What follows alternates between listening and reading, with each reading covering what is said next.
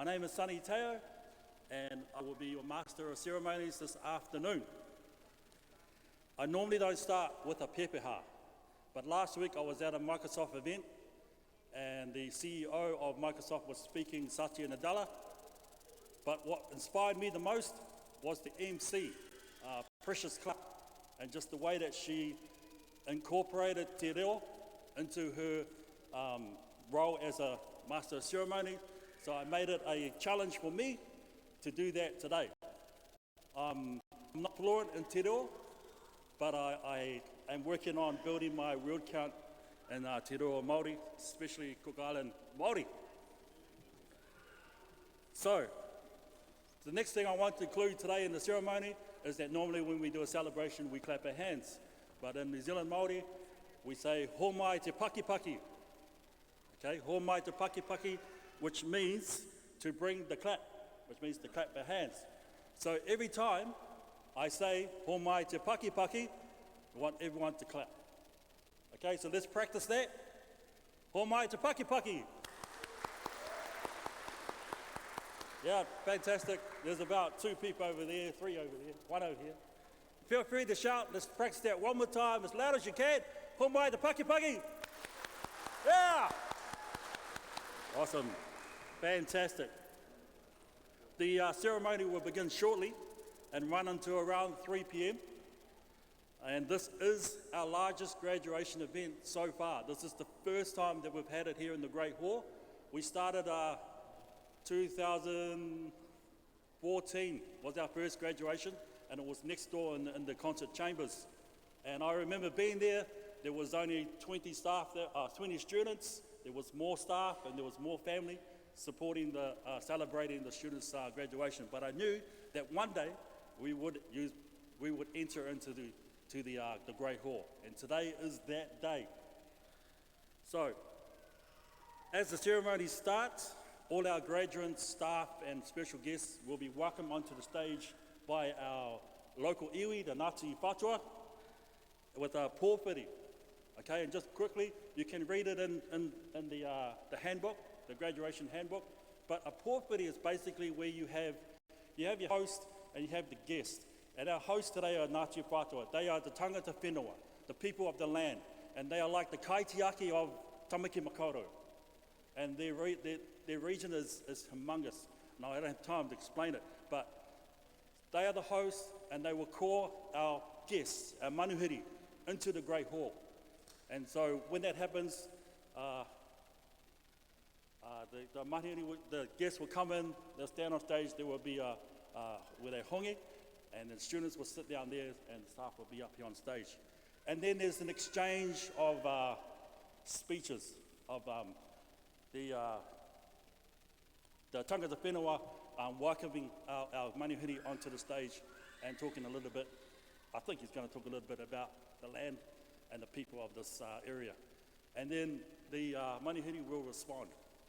And every time someone speaks, there is a waiata. And today we have 3 waiatas in Māori, which should be in your graduation booklet.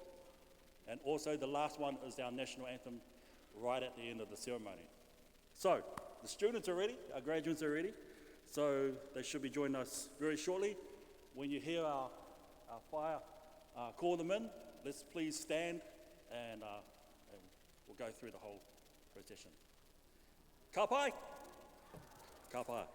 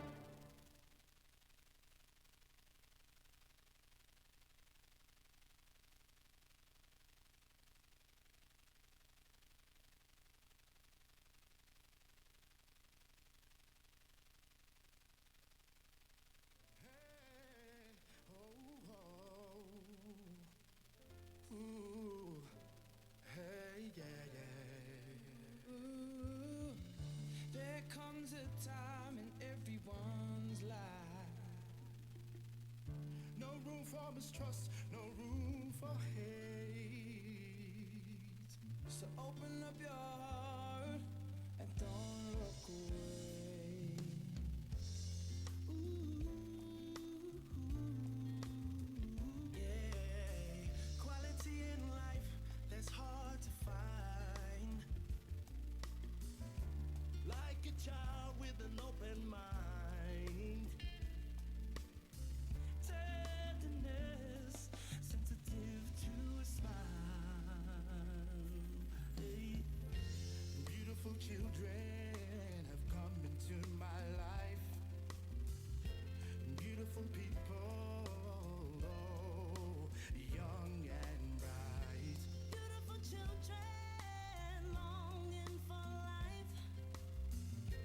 Worldly people take away the night. These are the feelings from our hearts. There's no trade for love.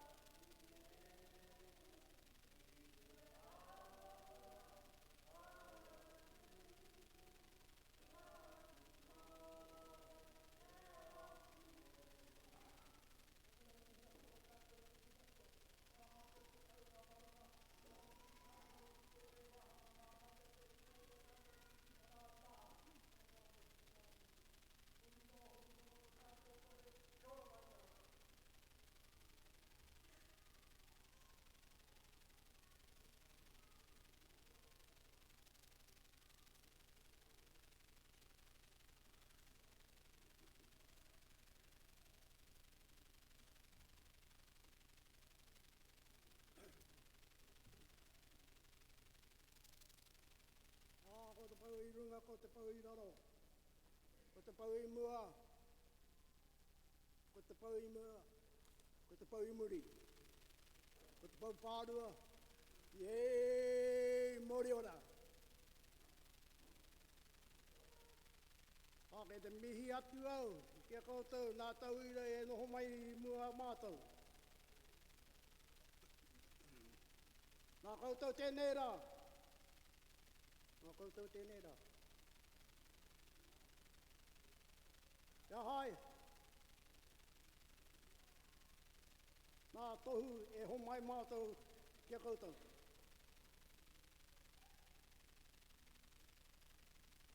He tohu. Tuatahi, he tohu. Tuarua, he tohu. Tuatoro. Mohua. Tohu. He tohu ata wānanga. Tuatahi, tuarua, tuatoro, toru. Ana, ko mau koutou.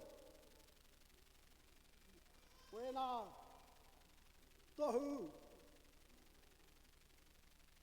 Ana ko muti koutou, I konei. I tēnei tau. Ana, I haere koutou. Haere atu koutou. I tō wā kāinga. I te wā. I pirangi ke. Ki te mahi ke. Ke reira ke. Nā tau ire e tatiri mai ki a koutou. A koutou e akwena ki a rātou. Nā me tohu I tango I koutou I tēnei rā. Nō reira, tēnā koutou katoa. O te tango I, o te koutou tohu I ke, tohu I tēnei rā. Ake te huri atu au taku mihi. Ki te tangata whenua, āti whātua. Pinoho I tēnei taha o mātou. Kia ora rā. Āti whātua. Ewa, he tika ke. I tā mai koutou I konei. Ia hai. Nā koutou e huakana tēnei kaupapa, ke a koutou he kapia tēnei kaupapa. Tētahi ke te mihi atu au ki te whaia. Te whaia I karangam, ia mātou. Wēnā te mea, o te whaia ke. Nāna te mea, tuatahi. Nāna te mea I whakamutunga I tēnei ki kaupapa. Nō reira, kia koutou katoa, tēnā koutou, tēnā koutou, tēnā tātou katoa.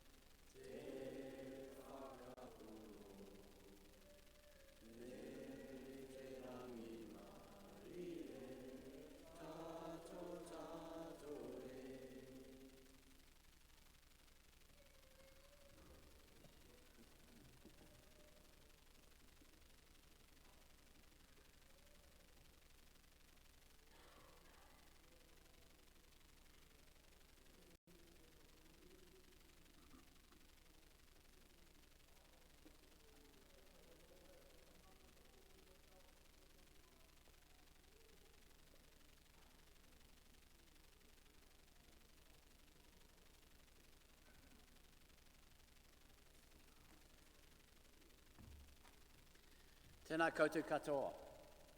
Ngāti whātua. Mana whenua. Tēnā koe. Ka mātua Frank. Tēnā koe. Erana kai karanga. Tēnā koe. Tracy, tēnā koe, old friend. Tēnā koutou, ka mātua Horace, tēnā koe.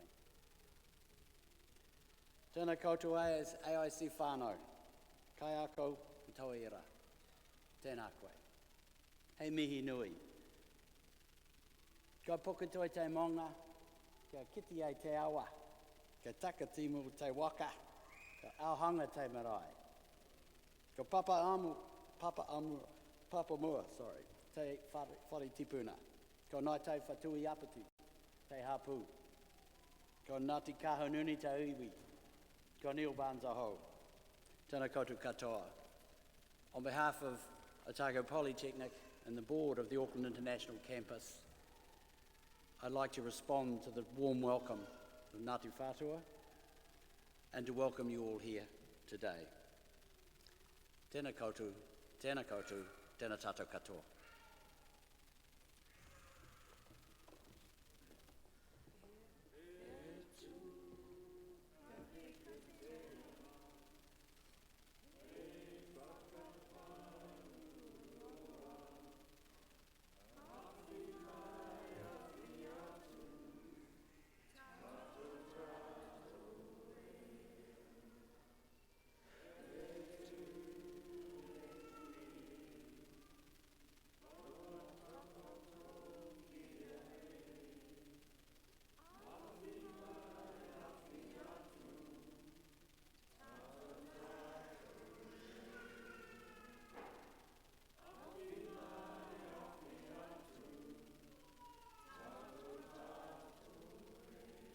Nō reira, tēnā koutou, tēnā tātou katoa.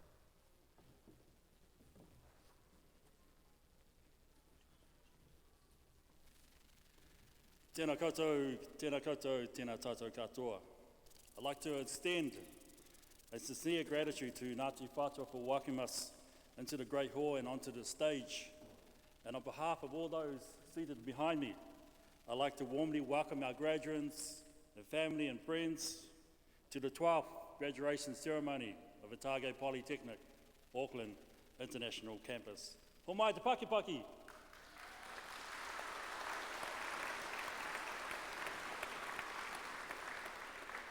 Also like to give a special welcome to all our staff, our special guests and members of the AIC board who are here today. So just to get rid of some formalities, a little bit of housekeeping. In case of an emergency, on the sound of the alarm, please follow the instructions of the venue staff to exit the Great Hall. There are two exits. We will go, to my left is exit 2 goes to Grays Ave, and we will assemble at Aotea Square. If you exit to the right onto Queen Street, my right, your left, we will also assemble on the Aotea Square. If you are a smoker or vapor, unfortunately, this is a non-smoking venue. But if you feel the need, please go on to Queen Street, 200 metres down the road. Bathrooms, if you have not found them yet, they're located in the foyer. Women's first on the right, and then ladies men's a bit further underneath the stairs. First aid, if you need first aid assistance, please ask one of the venue staff in your first instance. Mobile devices, I would like to ask if you please put your mobile devices on silent throughout the ceremony and to remain quiet and respectful throughout today's ceremony. For all other inquiries, please ask our volunteers that are here on all the different levels. It is now my pleasure to introduce Kathy Grant, the Chair of the Otago Polytechnic Council, to offer her welcome address to you all. O mai te Pakipaki!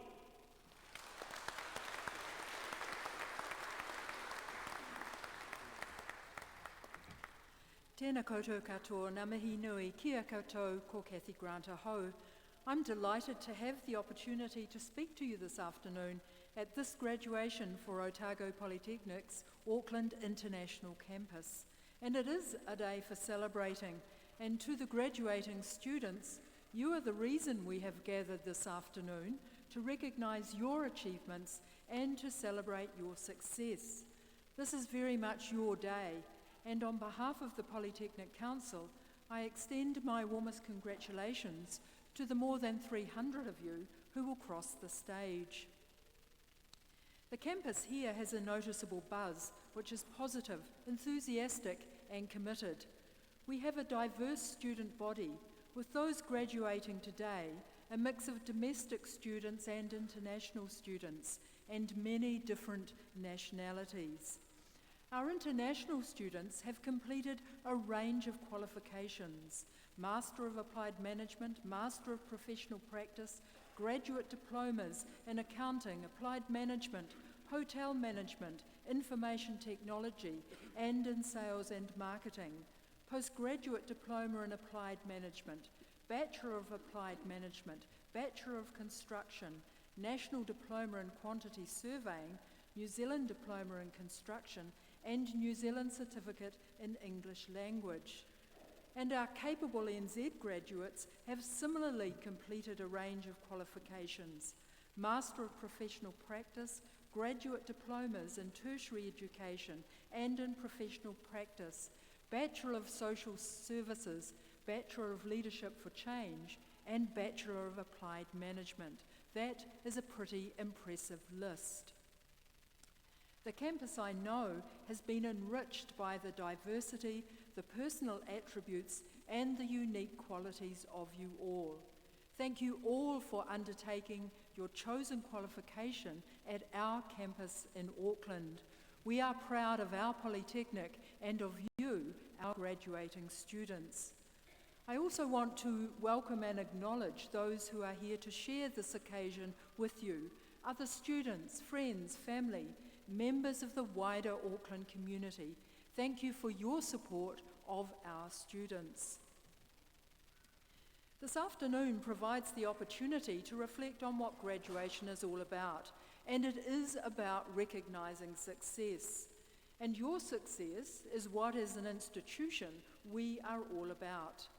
Many of the things the council that I chair does, drafting policies, preparing budgets, reviewing programs and student achievement, seem unconnected with today's events, but are in fact tools to help us deliver outcomes for you and to facilitate your success. This opportunity to recognise your success is for us the highlight of the academic year.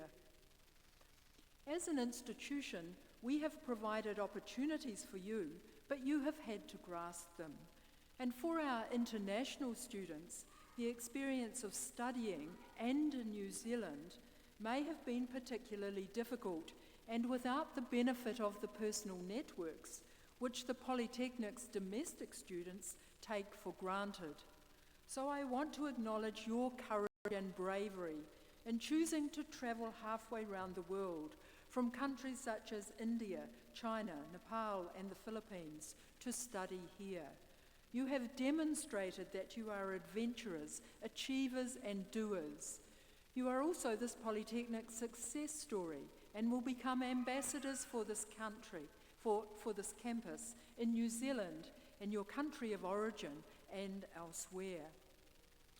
Others of you, graduates of the Capable NZ program, have had the opportunity to build on and develop workplace skills and experiences, utilising the model developed in New Zealand by Otago Polytechnic.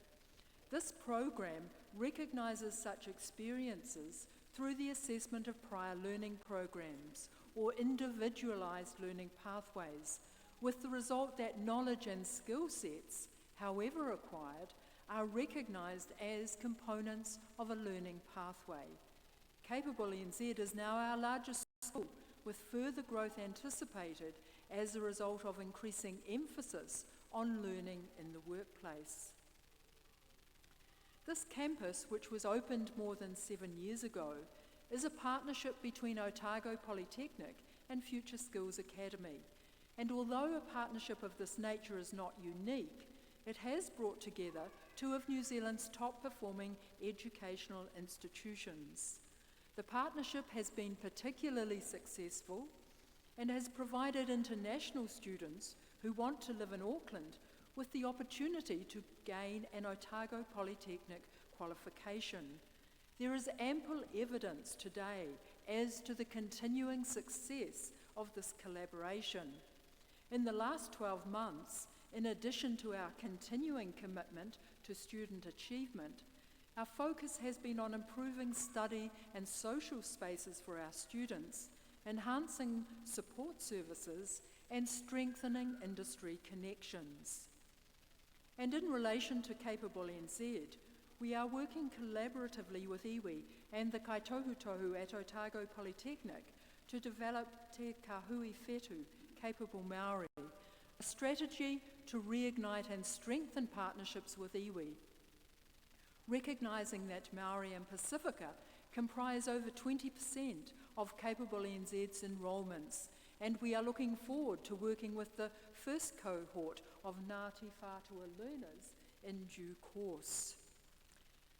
So while the last 12 months have been filled with success, there have also been significant challenges for this campus, resulting from delays by Immigration New Zealand in student visa processing, which has impacted enrolments significantly, and with the reduction in enrolments necessitating a series of staffing reviews and redundancies. And all of this in the context of the proposed restructuring of the vocational education sector, with Otago Polytechnic, as with all of the other 15 ITPs, signalled to become a subsidiary of a New Zealand Institute of Skills and Technology as from the 1st of April next year. So I want to acknowledge the resilience, commitment and dedication of the Chief Executive and all of his staff, both academic and professional, in confronting these headwinds.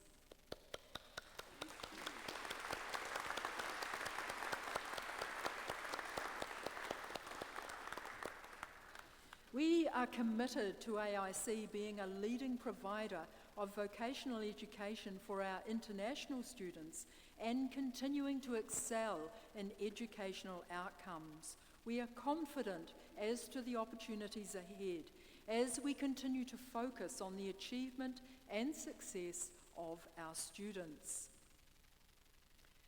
I started by remarking that for the graduating students, it was the end of a journey, that you had each completed the course of study on which you had embarked, and that today was all about recognising that achievement.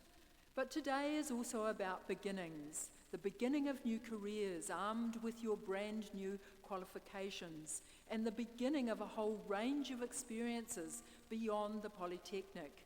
We know that the work-ready capabilities of our graduates are important to prospective employers. You leave this institution with both a relevant qualification and a range of skills and attributes which will enable you to find your place in the workforce of your choice now and in the future. So, on behalf of the Council, I congratulate each of you on what you have achieved. I wish you well in your future endeavours.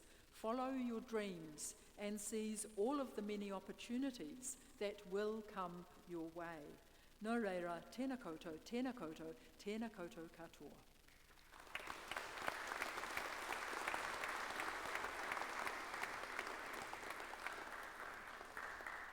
Thank you, Kathy, for your welcome, acknowledgement and kind words. It's now my great pleasure to introduce our honoured guest speaker for today, Guy Howard Willis. Guy, his wife and their two children came to New Zealand in 1975, looking for a new life, similar to a lot of our students that are here today.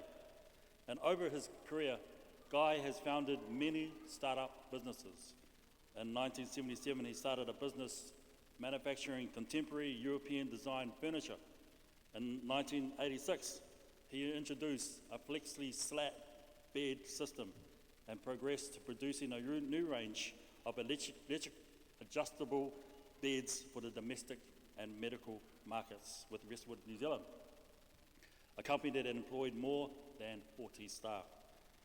In 2005, he started Torpedo 7 with his son Luke, who had recently graduated with a business degree. Torpedo 7 is New Zealand's top outdoor adventure store. In 2014, Torpedo 7 had grown from just 4 staff to employing over 350 staff, using a 16,000 square metre warehouse where it dispatched over 2 million orders every year. 2017, Guy attracted worldwide attention when his Manta 5 hydrofoil bike won gold in the concept category at the National Best Design Awards. A video clip of this bike in action went viral, reaching over 360 million people on Facebook. When the company invited prospective purchasers to register their interest online, over 30,000 people from around the world signed up. Guy says the demand overseas is just staggering. Everyone wants to try it. His ultimate dream for this invention is to make the Manta 5 hydrofoil bike a New Zealand icon and one day an Olympic sport. Please join me in giving Guy Howard Willis, successful entrepreneur and inventor, a very warm welcome. Ko mai te Pakipaki.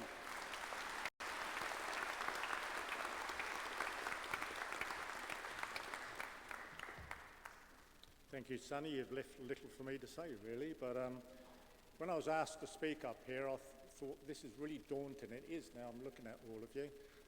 What can I possibly tell you that you don't already know? And it's this, that life won't be what you expect or what you planned. At least that's been my experience.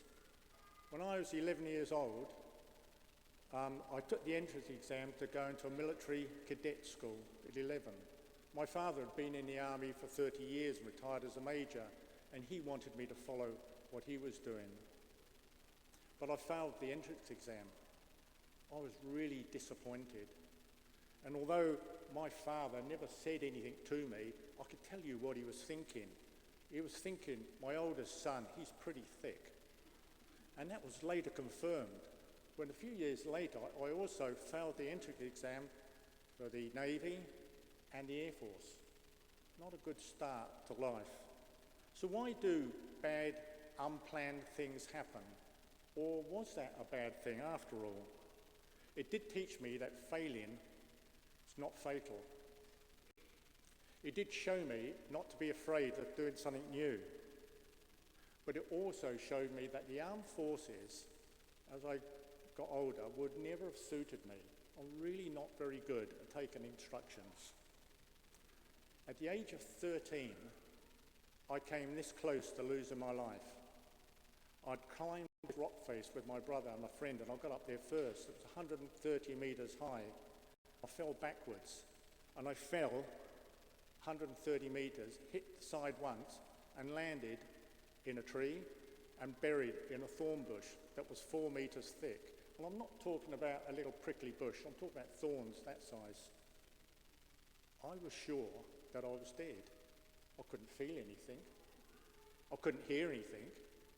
So I had this 13-year-old imagination that if I get my right hand and move it over and pinch myself, I could feel it, then I must be still alive.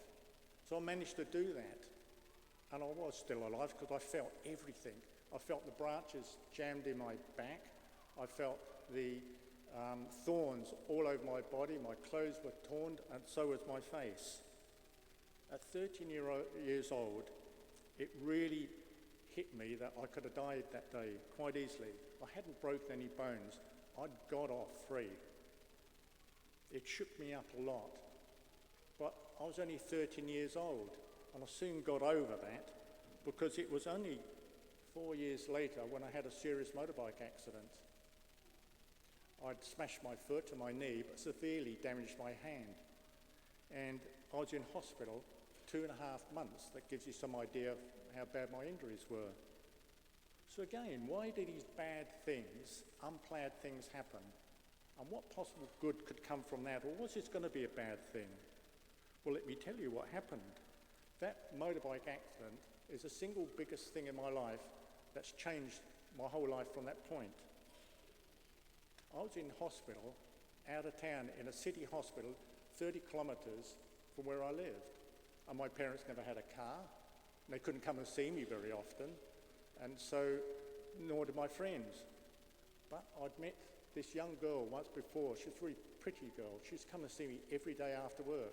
She'd come and see me on the weekends. And we developed a friendship. And after 2.5 months, when I got out of hospital, we continued that friendship. And then we got married when we were 19, and we're still married. You know, my 2 adult granddaughters, when they're going through any troubling times and they don't know what to do, I tell them this story. If I hadn't said to my friend Stuart, let's go once around the town on my motorbike, my Triumph, and I'll take you home, I wouldn't have had that accident. If I didn't have that accident, I wouldn't have ended up in hospital for 2.5 months, and I wouldn't have met your grandmother. And your mother wouldn't have been born, and you two wouldn't be here. I try to explain that not all bad things that happen are going to end up that way. It's only if you make it that way. As you heard, in 1975, I came to New Zealand. I worked in a caravan factory installing furniture into caravans. It was a good job. I was on contract, I earned pretty good money, and I started to make some progress. I started building a house, and that's right up until the time I got made redundant, which I didn't know what to do, but that was the push for me to start to get into business. I always had an eye for designing furniture, and I had made some dining room pieces, and I started selling them, and it got me into business. And it wasn't long before I had my own factory, and I had 15 staff, and things were going well. I was selling furniture nationally. That's right up until the time I got this phone call that nobody wants to get a phone call like this. They said, Guy, there's a fire in your factory. And I said, okay, I'll pop down. And they said, wait, it's bad. And it was. I went down to my factory, and as I approached it, there was a glow in the sky. The concern was that my warehouse that was completely destroyed was next to a paint shop. But next to the paint shop was a petrol station. So you can see there was really some concern about that fire.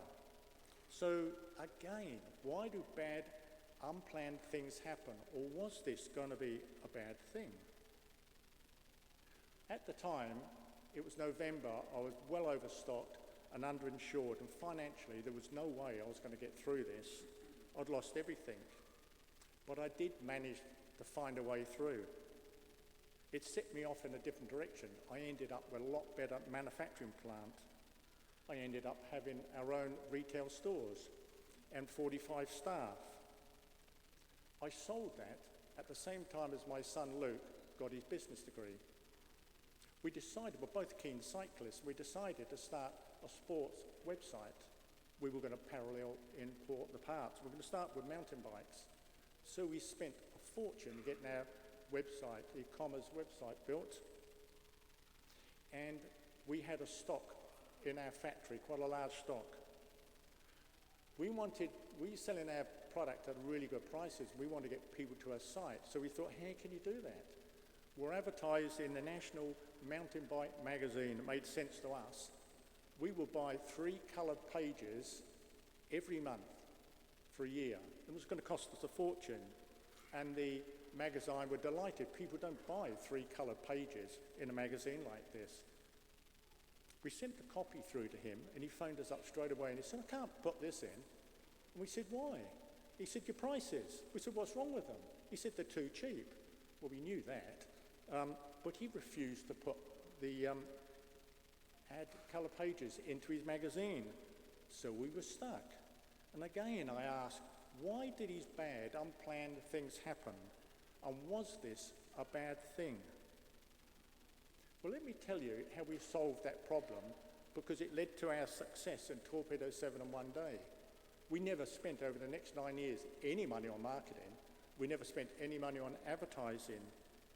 We solved this problem creatively by whatever we were going to spend, we took it off the price of what we're selling our product for. So our prices weren't ridiculously cheap. They were absolutely unbelievable, way under the wholesale price. But you see, that led to our success. One day, our daily deal site had 1.2 million people visit us in 24 hours. And this is New Zealand. It's an awful lot of people. We sold in 24 hours 5,000 road bike tyres. We couldn't sell them fast enough. We sold 50,000 cans of Red Bull in 35 minutes. Terrible stuff, but there you go. We sold, this is a good one, 8.5 tons of marshmallows. Now, if you saw how many pallets that was, you'd wonder how we got them out through the courier service. We started with 4 people and ended up with 36 and was sending out 2 million orders annually until we sold to the warehouse group. The reason I'm telling you about these things because this is the interesting thing. If any one of those bad things, and this is not an exhausted list by any means, if that hadn't happened, I wouldn't be standing in front of you today. But I can tell you this, it helped me to be far more courageous, that inner strength you need to find in a way through. It helped me to develop a creative mind in solving problems, and it always sent me off in a different direction. Unlike you, you're off to a good start with your degrees. You could look at me and think I'm a late starter, and you'd be right. You see, at the age of 33, I'd never read a book. I found out that I was dyslexic. My readings, probably why I failed the armed forces, my reading skills were really poor. But now I was prompted by a serious interest in Christianity and a faith in Jesus Christ. I wanted to read. I wanted to read the Bible. I wanted to read books about the Bible. I just wanted to read. So I took reading lessons, adult reading lessons. It was a great embarrassment to me to start with, but I soon got over that. I'm a really slow reader. The first book I read had 1,800 pages. All I'd done was just read one page at a time. Sounds simple, but you see, if I pick a book up now, and there's only what, 600, I think, wow, this is going to be a breeze. But because I'm a slow reader, I have really good retention, and reading is a passion. I love reading. I read all sorts of things. So the point here is that being dyslexic has never held me back from manufacturing furniture, manufacturing hospital equipment. We used to make really complicated electric beds for people who were paralysed with many different sensors so they could use it. We had retail stores. That's probably one I'd never do again. We also had very successful online businesses. I was involved in commercial property. And more recently, as you've heard, an inventor. I've never thought of myself as being an inventor. But the Manta 5 Hydrofall bike is born from my love for cycling. I want to simulate the cycling experience that I enjoy, but on water. And we achieved that. As you've heard, we've had 360 million people on Facebook. This is not counting all the other websites, YouTube and all of those, visit our video.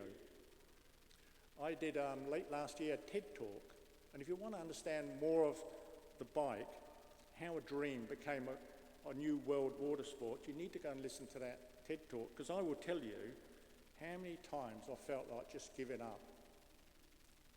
How hard is this going to be? It just was really hard. You know, testing our bike in the middle of a winter in an open air pool in freezing cold water because we didn't want anyone to get their iPhones out and photograph what we were doing. You know, it's interesting. Nobody wants to go through troubling times. But sometimes the unexpected, the unplanned, comes across your path. And this is a time when you have to call upon your courage. We've all got courage. You just have to use it and find that way through. But one of the things I've learned, every time you come up with a problem, you don't want to rush in to try and find a solution. You've got to spend more time thinking about what the right answer is. What questions should you be asking yourself? Then you will understand and find a sensible, creative way through. I've come to understand that most people have no clear direction in their lives, but more to the point, they really don't know where they're going to head, where they're going and where they're going to end up. And I'm going to tell you something now, and I really want you to think about this, because it's really important. I think it's really important. If I had a time machine, I popped any one of you in there and I set it forward and you met your future self at my age. Okay, who do you want to meet? Think about that. Who do you want to meet? Has this person had an extraordinary life by doing ordinary things? Have they guarded and looked after their health? Have they protected their relationship with their partner, with their family, with their friends? Have they been able to live the best version of their life? Once you know these things, it makes it much easier to know where you're heading. So every time something does cross your path, if you change direction in your life, you need to know where you're going to end up. So in finishing, I need to tell you then, I have absolutely no idea why bad, unplanned things happen. But I do know this, there is always a way through and a different direction it will take you. Thank you.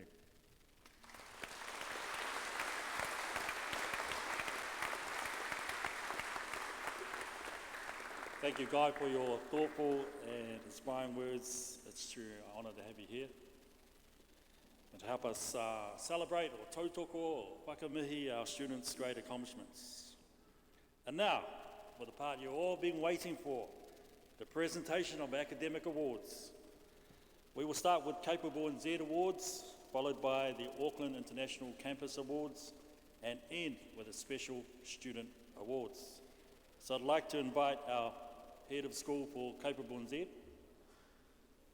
to present the Capable NZ graduates to Kathy Grant, Chair of Council, and Sam Malawi, Managing Director of Future Skills, followed by Professor Leonie Smith, for the HID Department, to present the Auckland International Campus graduates, and then our Auckland International Campus Chief Executive Gargan Sachsleva to present the Special Student Awards.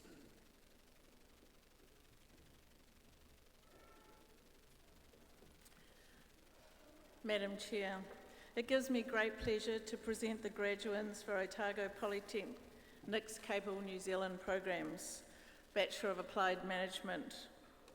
Tarush Ari, Scott Bryder, Rebecca Curtis.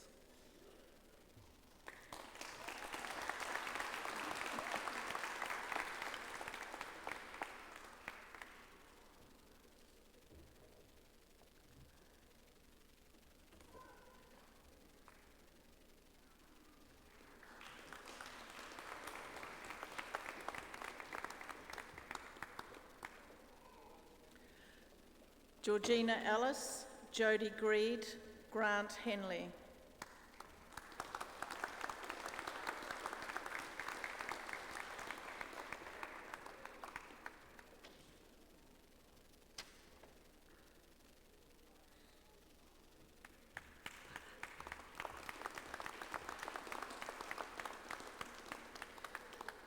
Linda Jarrett, Michelle Lies, Tangata Melvin.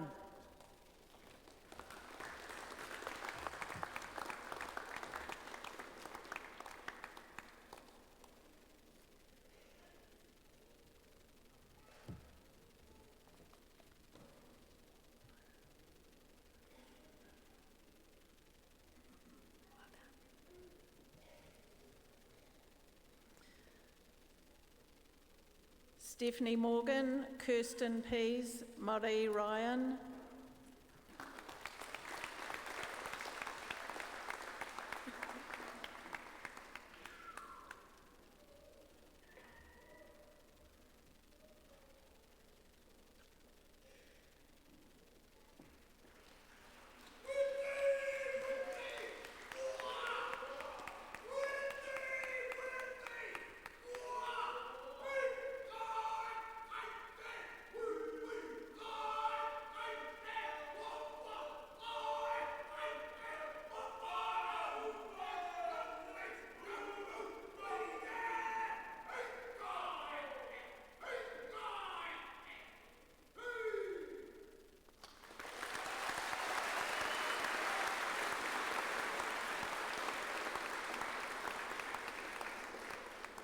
Stevenson Safotu, Cherie Saunders, Susan Trodden.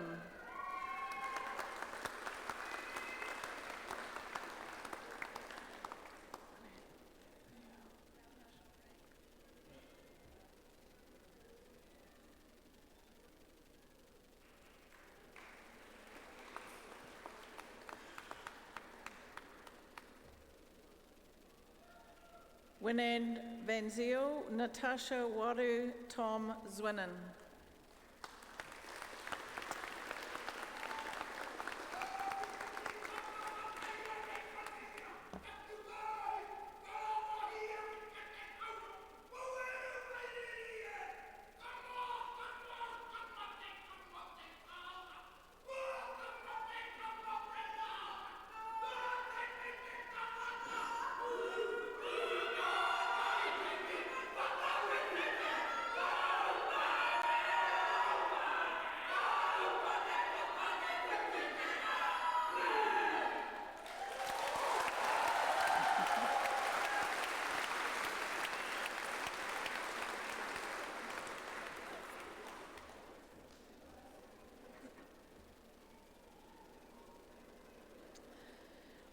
The Bachelor of Applied Management, majoring in Business Transformation and Change, Juanita Wynn.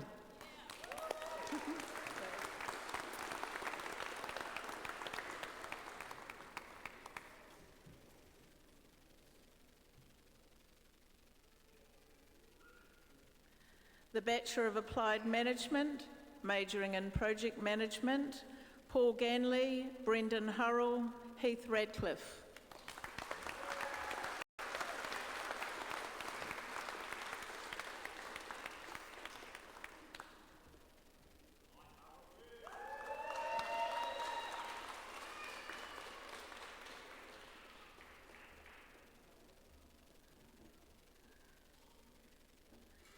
The Bachelor of Applied Management, majoring in Sport, David McDermott.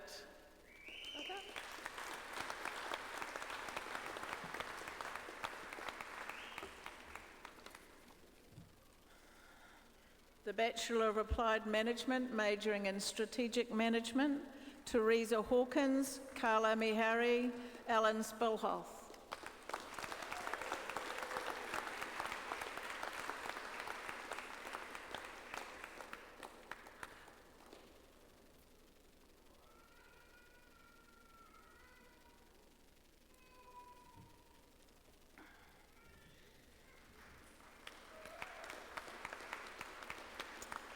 The Bachelor of Information Technology, Michael Amor.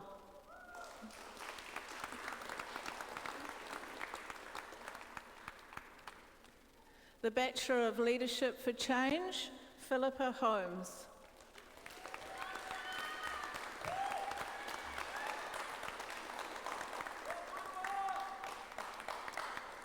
The Bachelor of Social Services, Cheryl Jean Cole-Baker, Florence Crawley, Laurie Fretwell.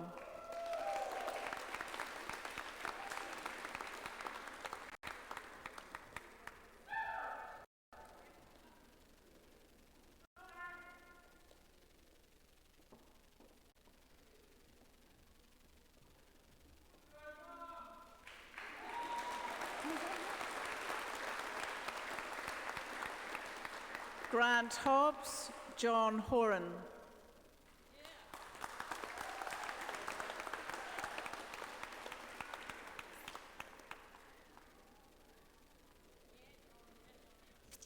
Well done.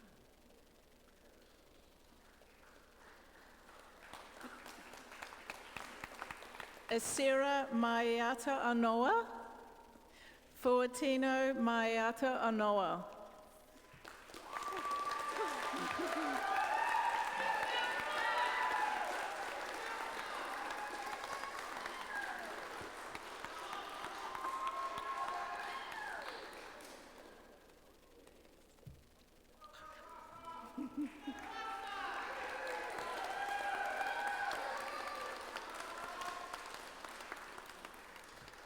Lyle Norris, Caleb Sadler, Gillian Tennyson.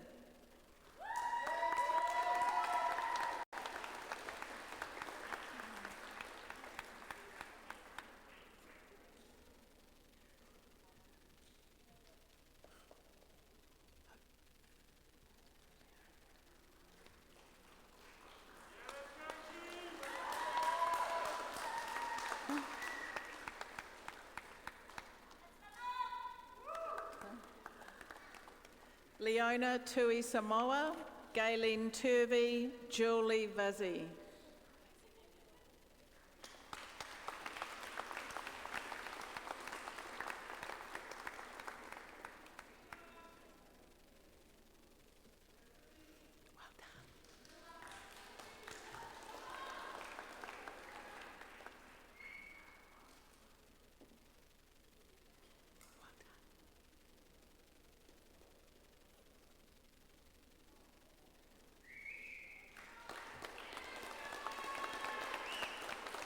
The Graduate Diploma in Professional Practice, Moana Grove, John Riddell.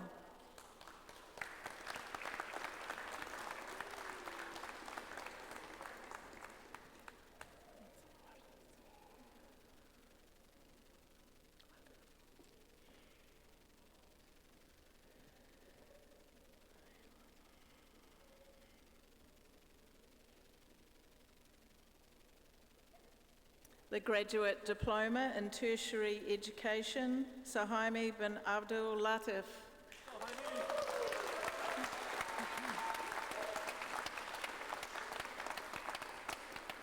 Don Samara Singh.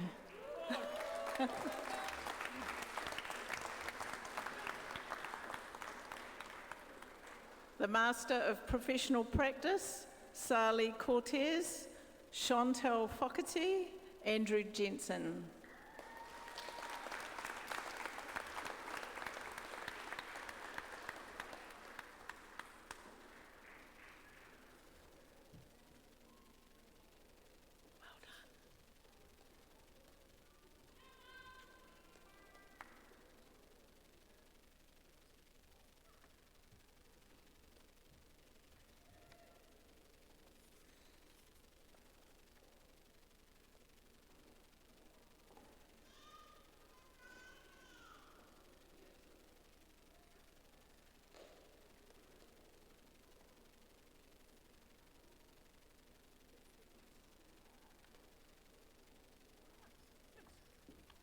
So, Madam Chair, am I speaking? It gives me great pleasure to present the graduands for the College of Community Development and Personal Wellbeing. Te Taki Taki Diploma in Applied Addictions Counselling Level 7, Herman R. Kong.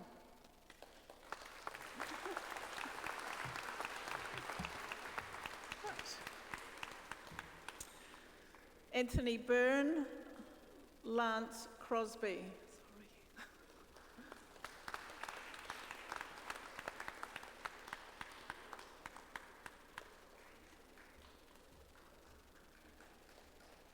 Roy Nathan Kevalina Rata.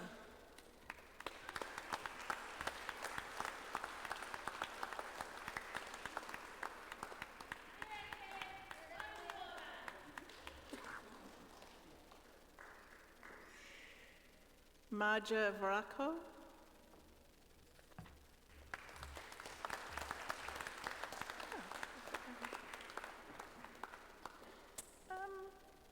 Like to invite Seema Chawla, Head of Department. Good.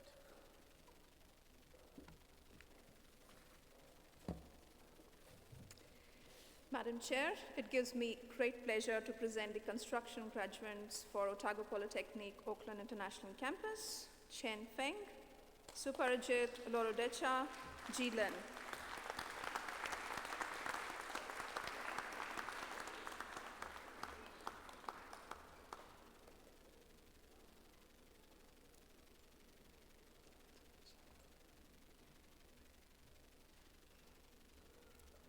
Yongmin Lu, Shamir Sher Ali, Jichun Si.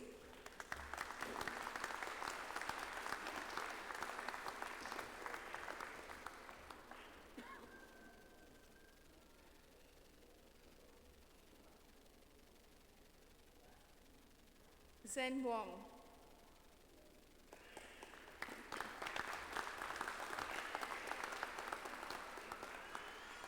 Bachelor of Construction Quantity Surveying, Junwei Lin. Yukui Wong.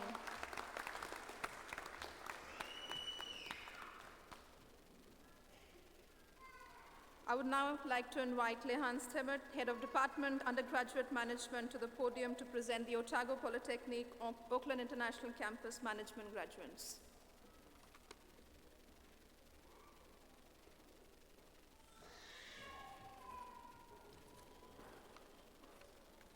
Madam Chair, it gives me great pleasure to present the management graduates for the Otago Polytechnic Auckland International Campus. For the Bachelor of Applied Management, Ta Chen, Wai Kun Chong, Han Yong Deng.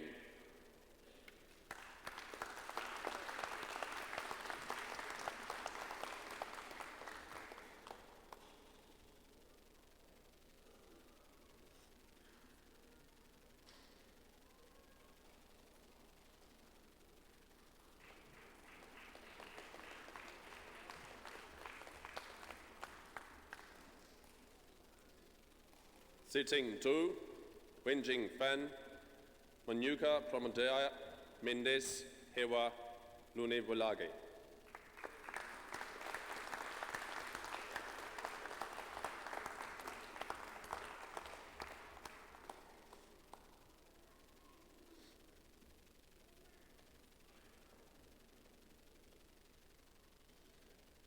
Min Siok Kwon, Dan Hu Lau, Zian Liu.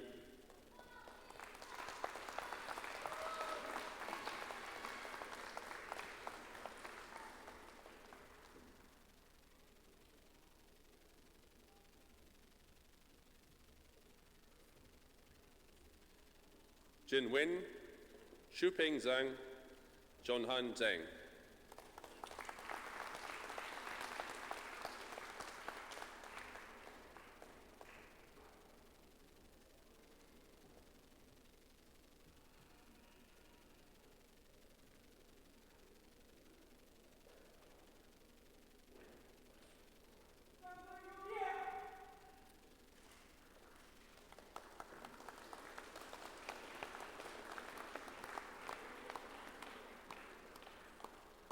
Graduate Diploma in Accounting, Saikat Saha.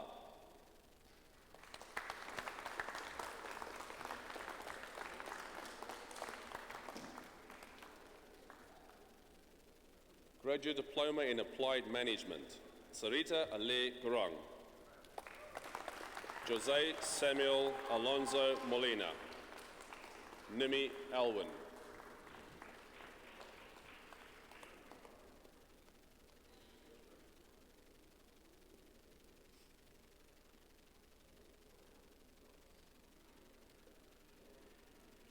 Amandeep Singh, Krupa Kurit Kumar Basvar, Nehibdin Hardikumar Rambat.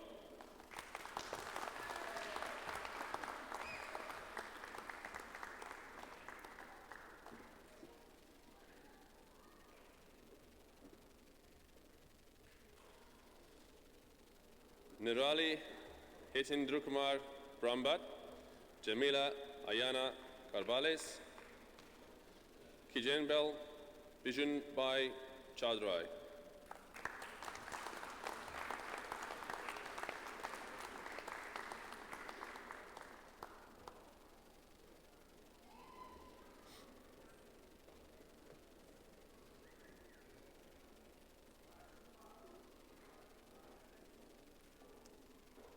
Sriti Chaudhary, Rinoj Raju Daniel, Keval Ketan Kumar Desai.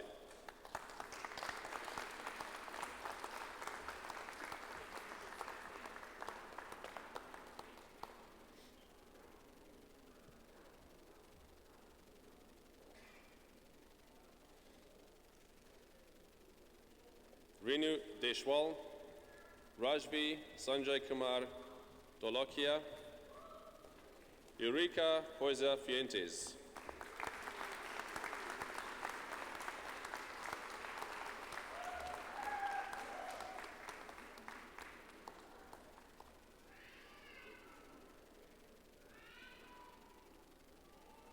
Kishore Gandel, Basim Kalum Rasul Gena, Ishan Guliani.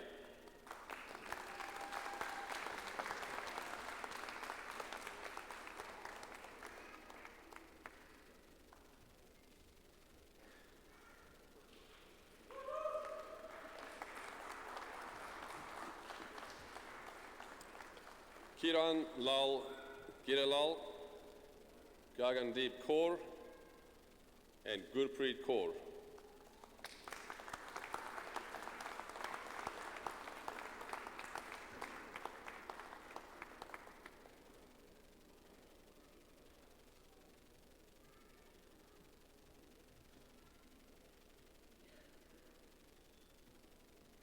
Amreen Salimbai Hirani, Dilip Hinuvali Sura Narayana. Hongshi Hut.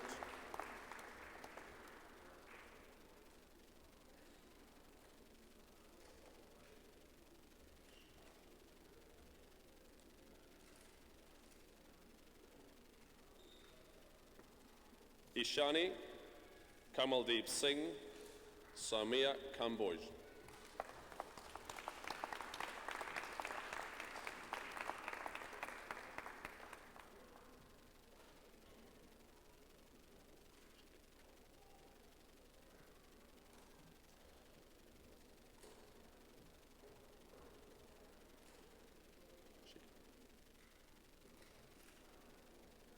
Kashika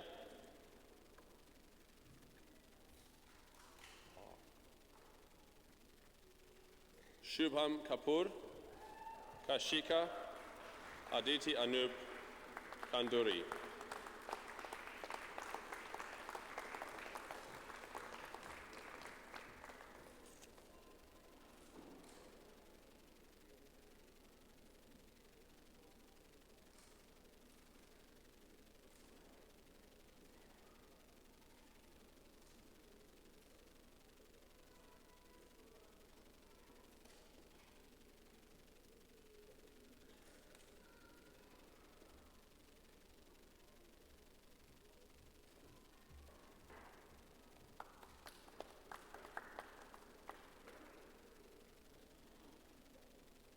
Vinaya Kudekar, Alish Kunwar, Janshi Lee.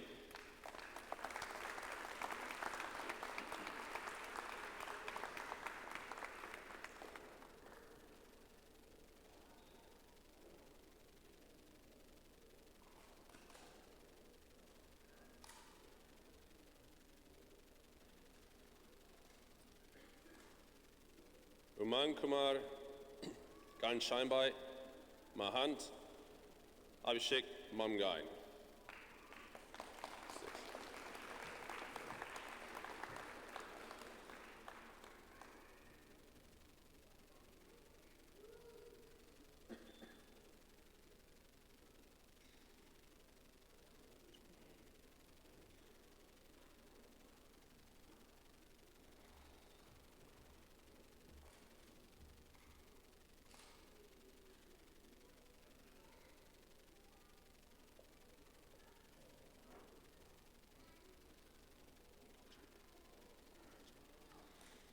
Mangaljit Kaur,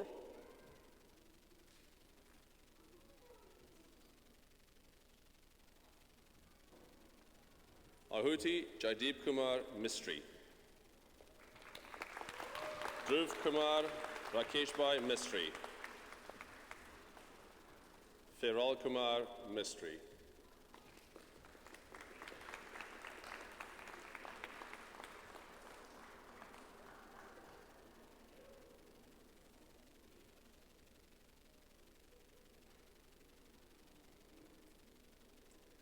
Kajol Harish Kumar Modi,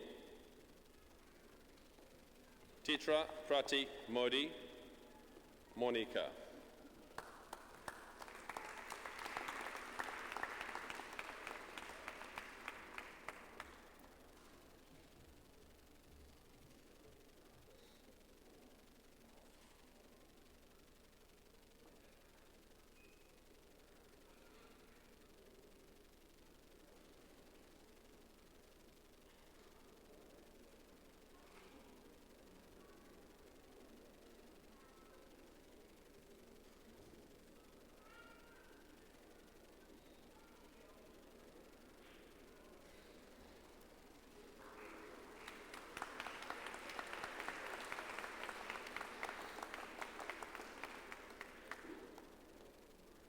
Muskan, Moni Narula, Tai Lu V. Gyun.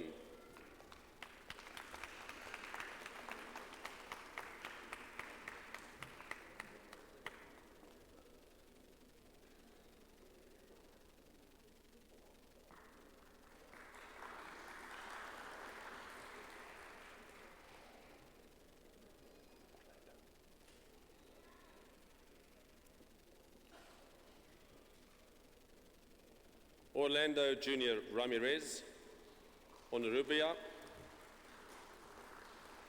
Pankaj Palta, Sagar Kumar Kanayalal Panchal.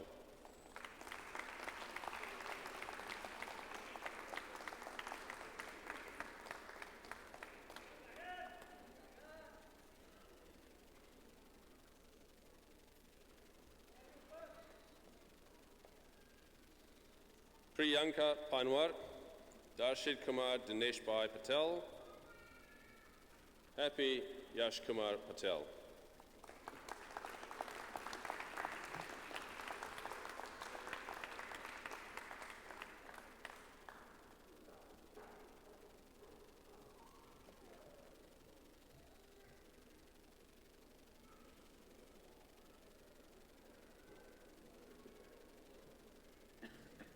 Hardik Patel, Hemangeni Siddharath Patel, Karan Kumar Jitendra Kamur Patel.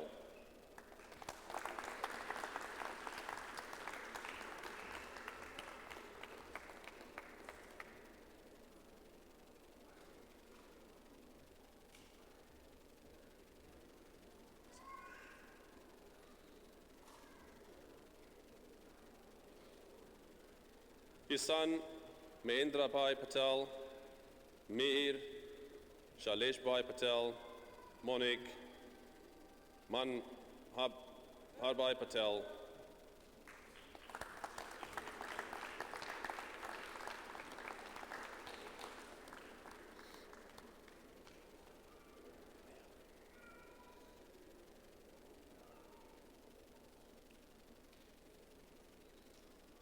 Nihalibin Shihal Kumar Patel, Rashikaben Akash Kumar Patel, Vishal Kumar, Deepak Bhai Patel.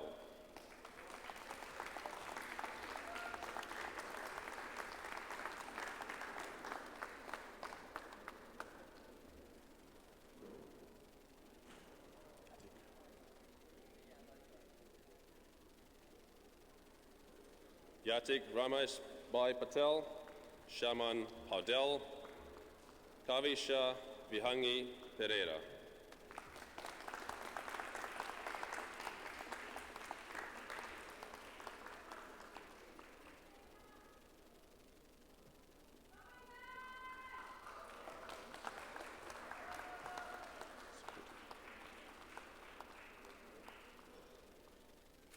Suketu Radadia, Fajana Raman, Rakesh Kumar.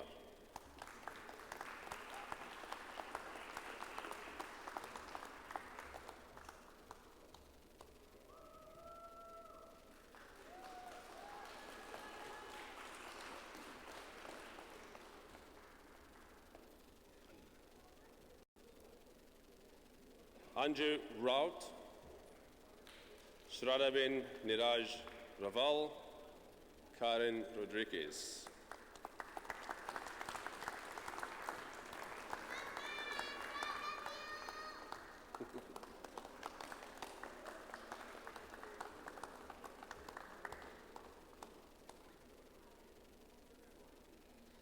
Thraya Gotneva, Kurt Benedict Yulo Salva, Joan Limaya Sanchez.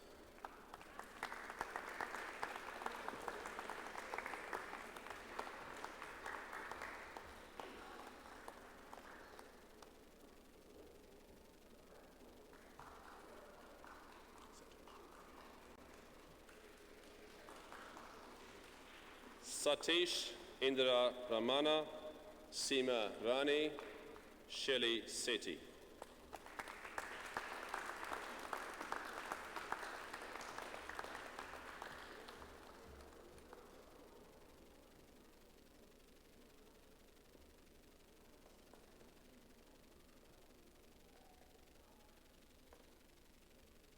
Nikunj Kundanbai Shah, Bhumi Jitesh Seth, Amit Singh.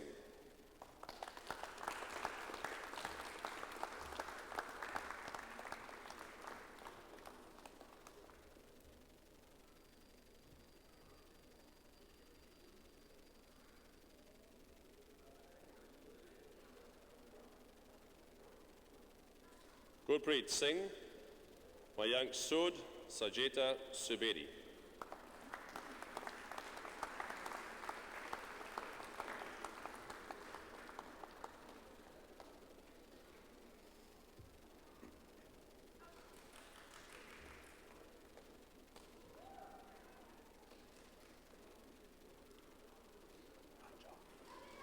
Ranjal Bharat Kumar Takar, Mrinalben Ajay Kumar Trivedi, Krishna Chirag Vigashia.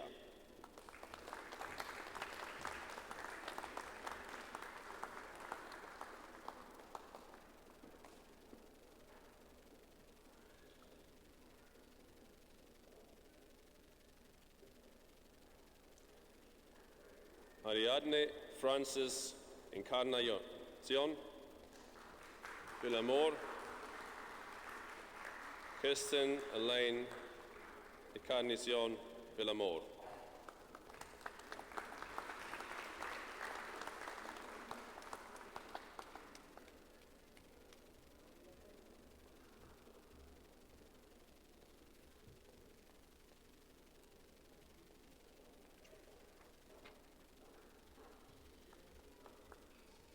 Katan Kumar, Ramesh Kumar Vyas, Manisha Vyas, Sinju Wong.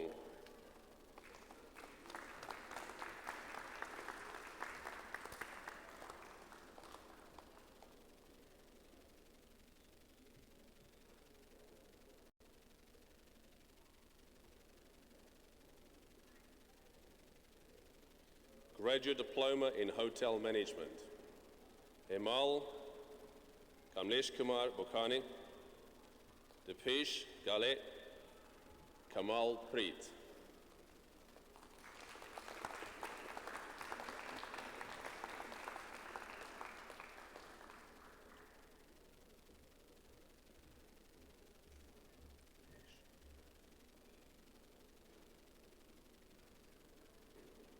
Bipin Kansakar, Esha Karki, Tabaruk Hakim Leva.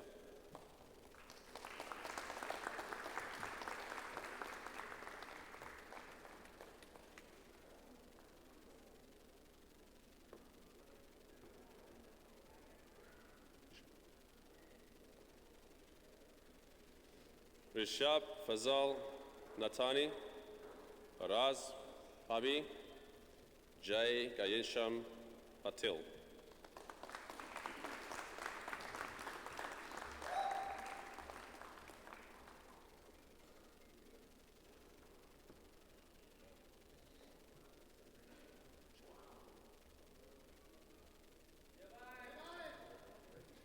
Chirag Anthony Philip, Indira Purkoti Vayalkoti, Rajiv Saklani.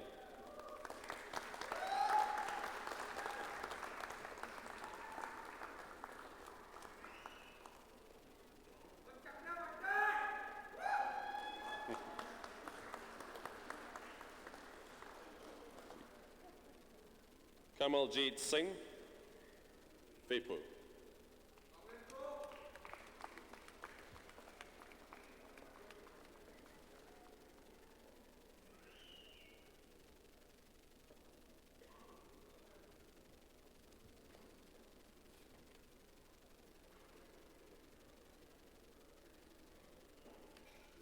Graduate Diploma in Sales and Marketing. Sejal Jaiswal, Alena Kandokska,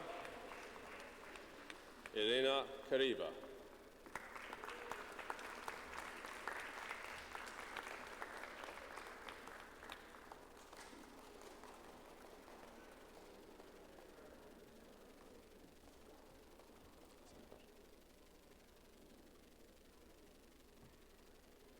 Sagar Bharatkumar Mali, Manzil Navneet Kaur.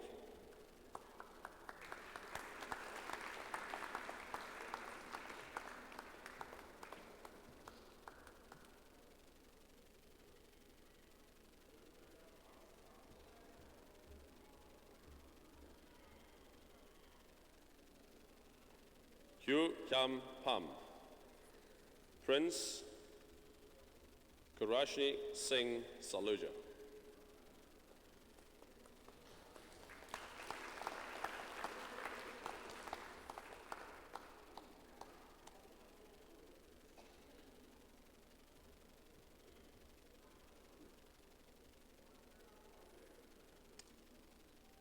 Bomet Shokin, Ujval Bahadur Shrestha.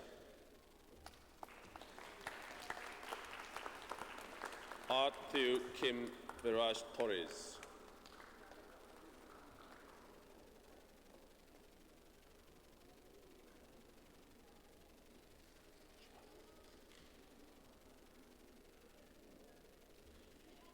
Shubham Tyagi Yi Jiang.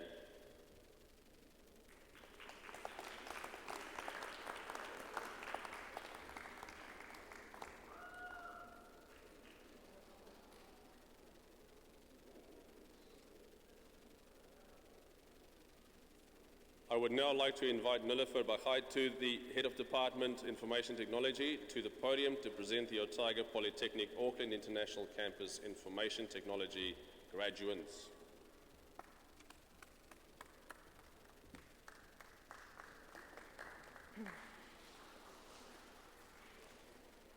Madam Chair, it gives me great pleasure to present the Information Technology graduates for Otago Polytechnic Auckland International Campus. Irindip Bhatia.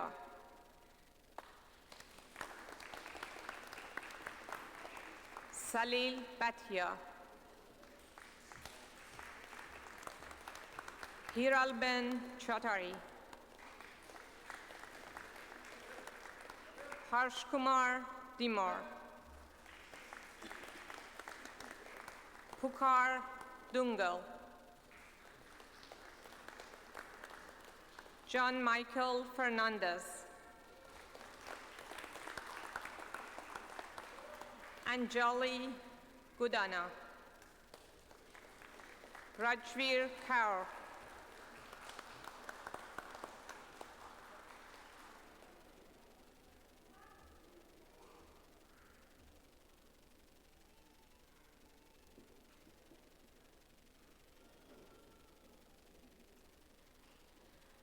Atul Bachali.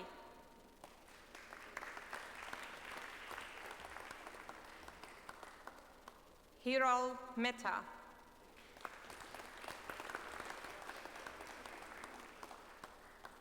Shruti Nair.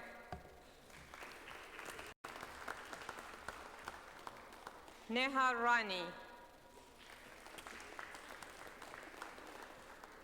Ankita Patel. Dinal Patel.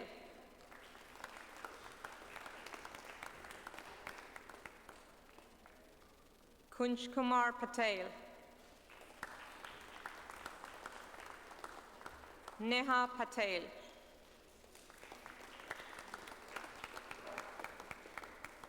Nirmal Kumar Patel.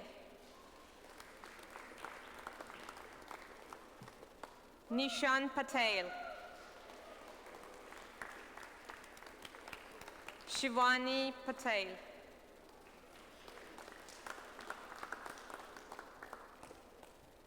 Shreyash Kumar Patel. Ankit Kumar Prajapati.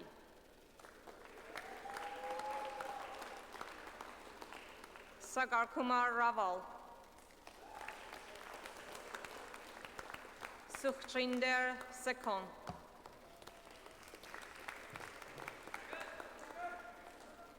Asta Mehul Kumar Shah.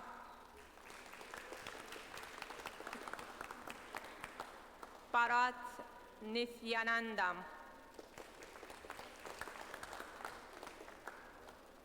Akshay Kumar Parashpai.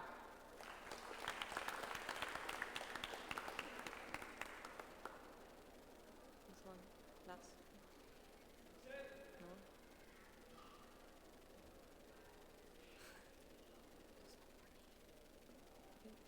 Hold on. Okay. I would now like to invite Lihan Stemet, Head of Department Postgraduate Management, back to the podium to present the Otago Polytechnic Auckland International Campus Postgraduate and Master's Management graduates.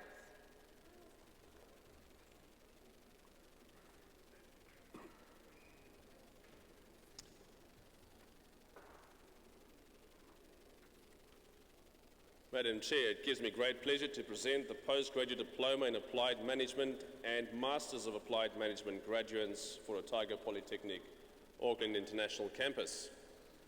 Postgraduate Diploma in Applied Management, Business Management, Irene Yatu Amajo. Gertrude Apiage Rashid Arora.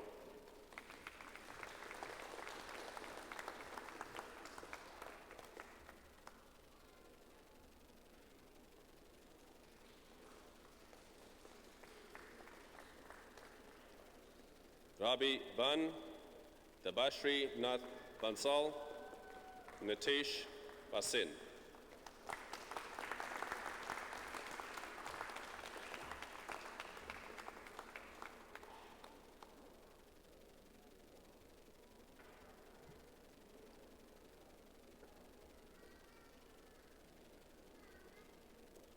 Monal Bhatia, Prachi Best, Simadeep Kaur Boparai.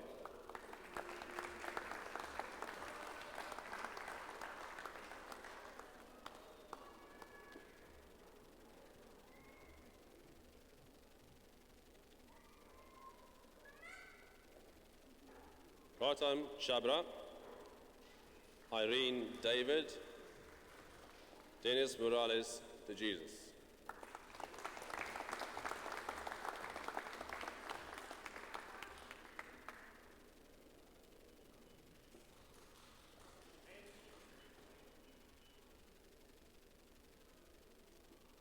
Goldie Deep, Amol Dupar, Yun Nu Ando.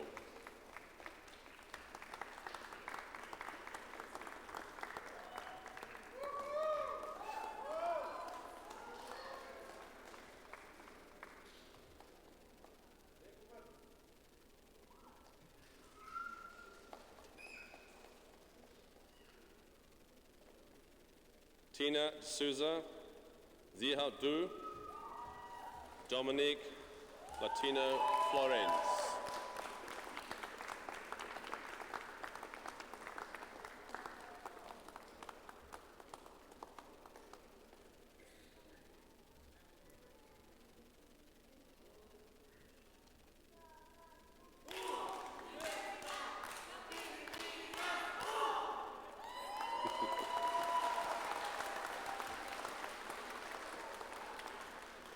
Arpan Raj Gimere, Dmitry Golishev, Arinder Rensing Grewal. Thank you.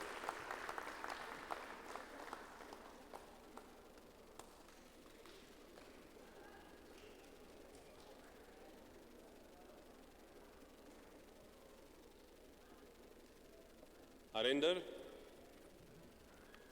Payal Rakesh Bhai Sura, Prerna Hira.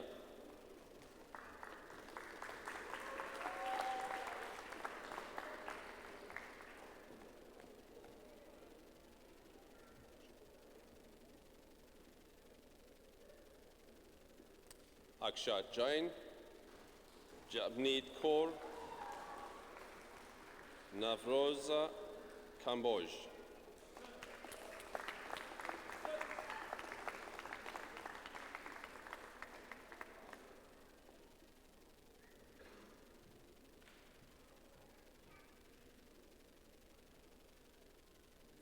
Gurpreet Kaur, Fräulein Mendoza Laos, Yan Lee.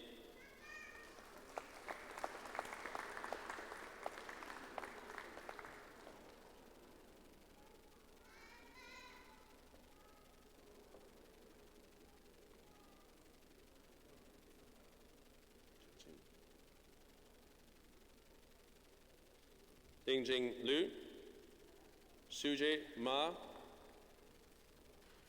Mandeep Kaur,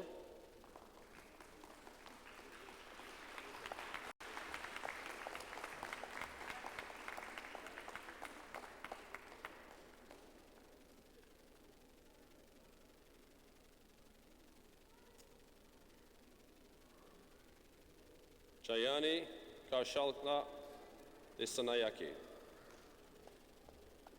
Mudiya Salegi, Ma Lucille Cruz Nicholas,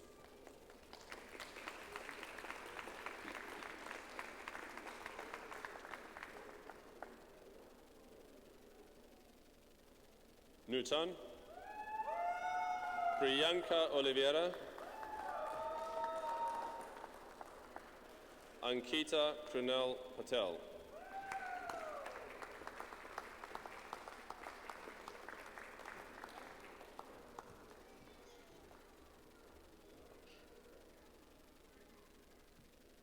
Harsh Suresh Bhai Patel, Nirali Nalesh Kumar Patel, Kamil Biang Penafil,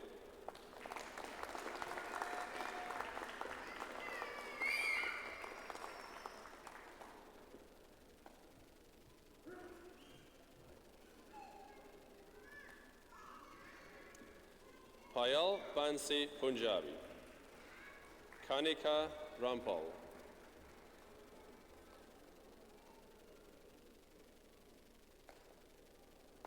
Sarabjit Kaur,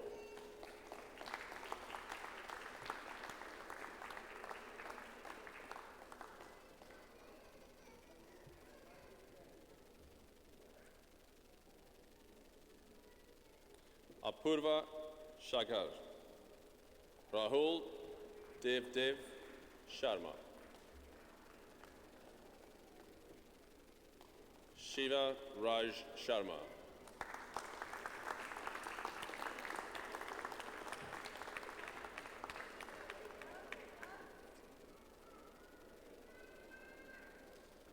Simpi Sharma, Peter Sharma,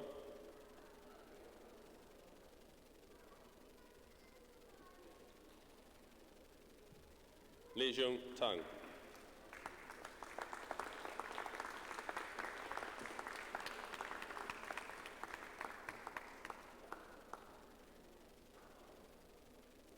Ola Biazenko, Sylvia Virjana,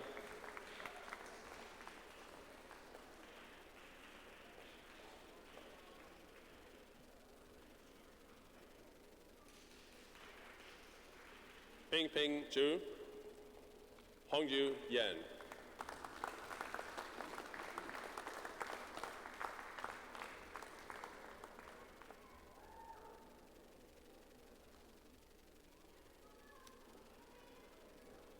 Postgraduate Diploma in Applied Management and Master of Applied Management Business Management, Jiangzhu Wong,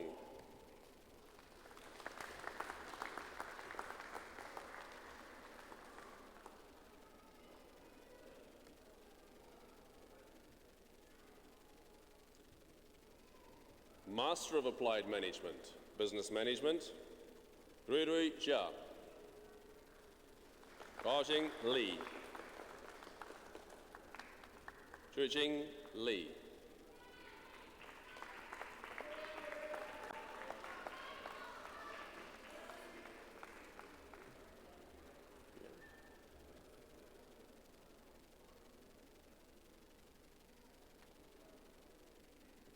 Muyang Lu, Ting Lu, Yangnan Lu,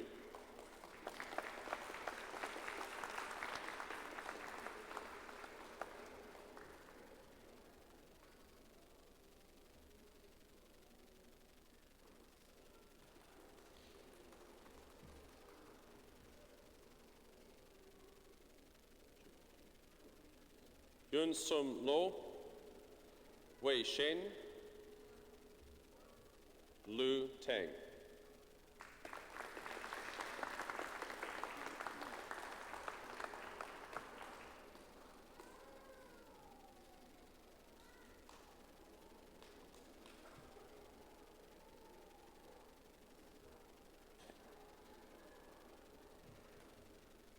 Yan Wong,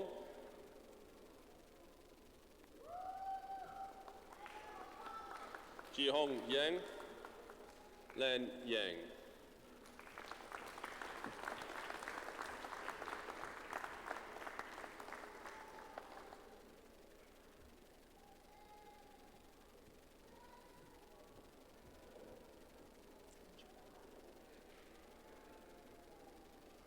Shan King Zhang, Xing Zhang.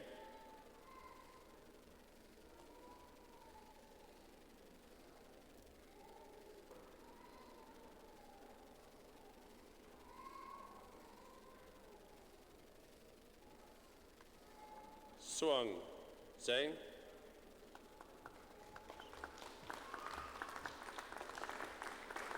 Shiteng Zhuang.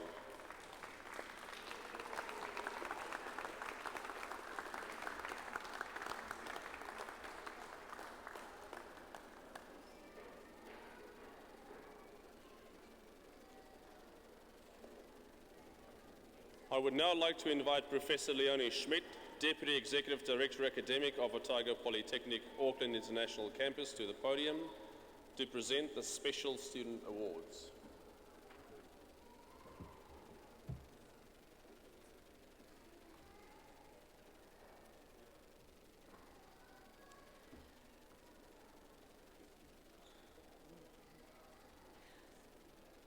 Madam Chair, it gives me great pleasure to announce the graduates for the Special Awards. The Special Student Awards for Otago Polytechnic, Auckland International Campus. The following students have demonstrated exceptional academic achievement and received top marks in their respective programs of study. It gives us great pleasure to acknowledge their dedication and hard work with an Excellence Award. May I please invite Gagan Sachteva, Chief Executive of Otago Polytechnic, Auckland International Campus, to the stage to present these awards. For outstanding academic achievement in the New Zealand Diploma in Construction, Quantity Surveying, the Excellence Award goes to Jin Lee, who will also receive the New Zealand IQS Student Award. Ji Lin.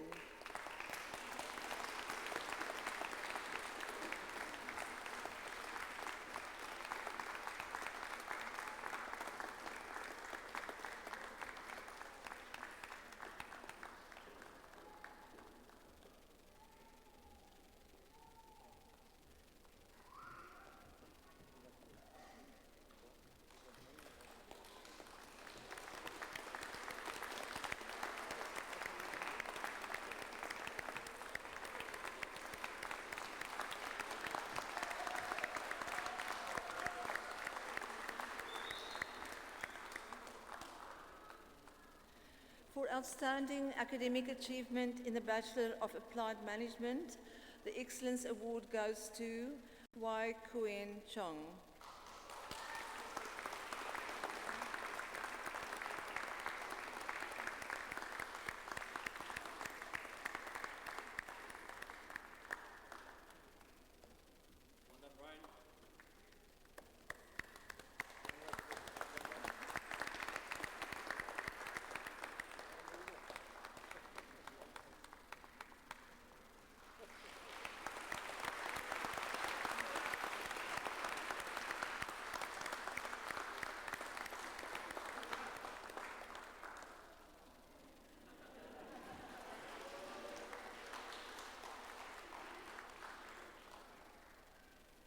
For outstanding academic achievement in the Graduate Diploma in Applied Management, the Excellence Award goes to Saumya Kamboi.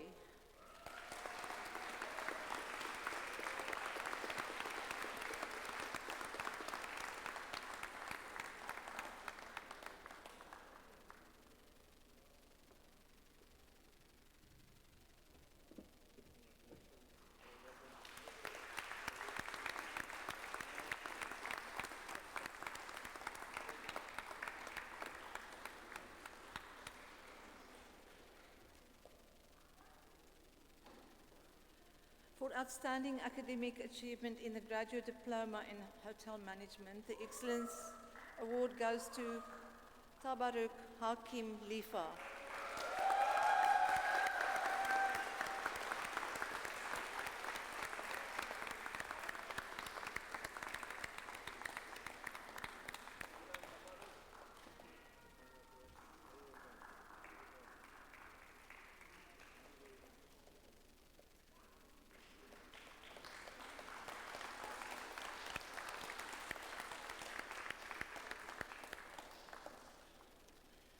For outstanding academic achievement in the Graduate Diploma in Information Technology, the Excellence Award goes to Asta Mehul Kumar Shah.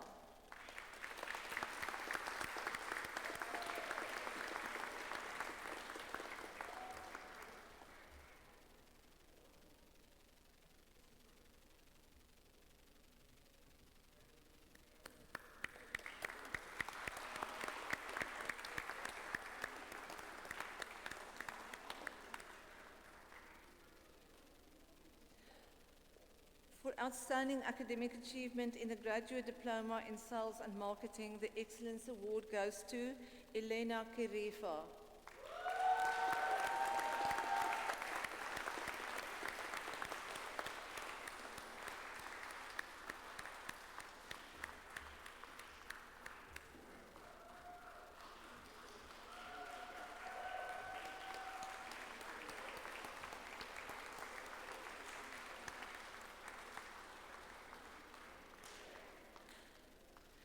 For outstanding academic achievement in the Master of Applied Management, the Excellence Award goes to Guangzhen Li.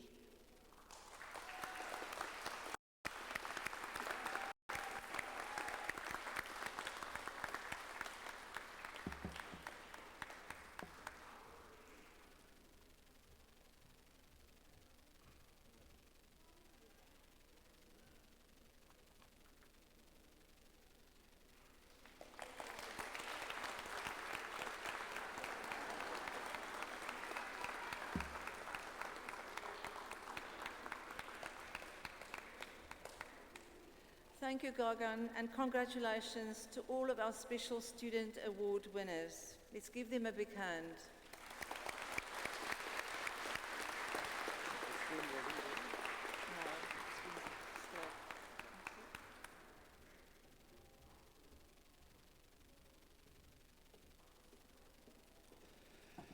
Thank you, Glenys, Kathy, Bill, Gagan, Leonie, Rehan, Bianca, and Nilofer. And congratulations to all our graduates and recipients of the Special Student Awards. We're very proud of all you and your guests and your great achievements and wish you continued success in your future endeavours. I know I said we'll finish about 3, but we've still got a couple more speeches to go through, so we're nearly there. I'd now like to introduce Ola Biazenko, who will deliver the student address on behalf of our Auckland International Campus graduates. Ola arrived on our campus in October of last year from the Ukraine and immediately made a huge impact on students and staff alike. Her intelligence, open-mindedness and patience have made her an effective and valuable student ambassador on campus. Ola joined us to complete a postgraduate diploma in applied management after studying law and journalism in her home country.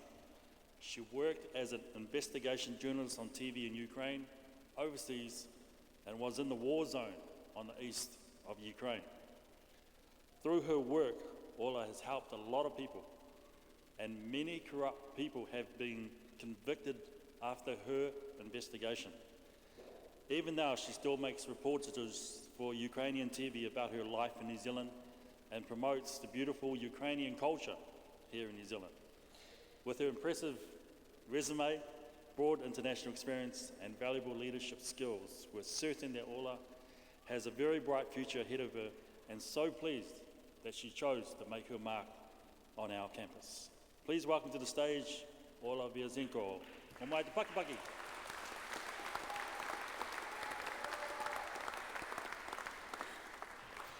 Good afternoon, ladies and gentlemen. My name is Ola, and it's a great honor for me to address you today. Over a year ago, I changed my life and decided to come to New Zealand to study, 18,000 kilometers away from my own country, Ukraine. I left my country, my job, which I liked very much, my position in the society, and came here to start a new life from the very beginning. This time to complete my third degree, a postgraduate diploma in applied management. It was wonderful to become a student again. I think study is a challenge for my intellectual abilities, a continuous competition with myself in reaching the next level, and I believe that the competition, hard work, and effort was all worth it. During my time at OP, I had a great opportunity to meet nice people who came here from other countries, different cultures, accents, views, and opinions, helped me to see the world in a different way, to feel its depth and diversity. Certainly, alongside our knowledge as defined in our diplomas, we learned to keep our standpoint, to protect our rights, to settle disputes, to find common points, to work in the multicultural team, and to support each other. All these skills are as important as the subject knowledge we have gained. I would like to take the opportunity here to express my appreciation to my teachers for their efforts, time, great patience, and skills. Can we all have a round of applause for all the people who helped us during this journey?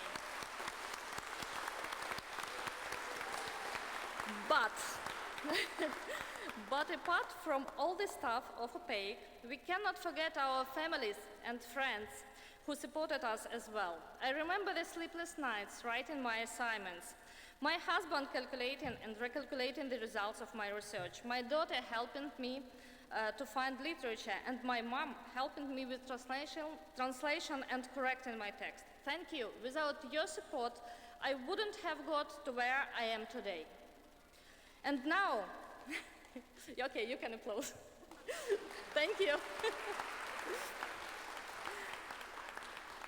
And now, to all of us who are graduating, let's remember that all our fears are only inside our minds, and we all have the ability to overcome this. Nothing is impossible, and we can do anything if we trust and believe in ourselves. Languages can be learned. Age is nothing but a number. The most important is to make the next step and to be confident and determined. We all made the first step to our brilliant future, and now we are graduating. Let's celebrate this glorious moment of achieving our goals. Well done, we all are winners. Finally, I remember the words I heard at one of the trainings. They were, "Do not feel like immigrants, feel like a new Kiwi." I am aware of new challenges waiting for me, though I feel like a new Kiwi. I respect and recognize New Zealand values, and I believe that the combination of the experience we have had before and our knowledge we have gained here will help us to become respectful experts in the fields we have chosen. So, congratulations to all of us new Kiwis. Let's make the next step in our journey to be our best selves and live our best lives. Thank you.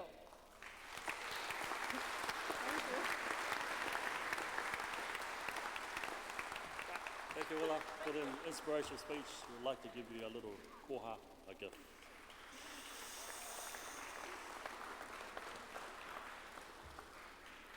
I would now like to introduce Chantal Pokati, who will deliver the student address on behalf of our Capable NZ graduates.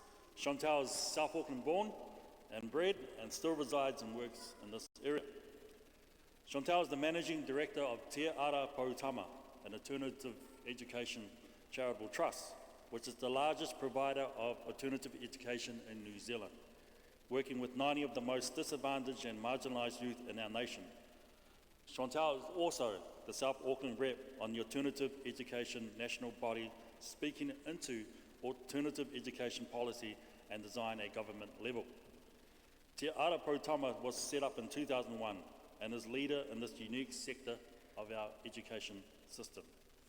Chantal believes that education is the enemy of poverty, and to improve the outcomes of disadvantaged and marginalised youth, Chantal is a firm believer that an innovative approach to education is the best option.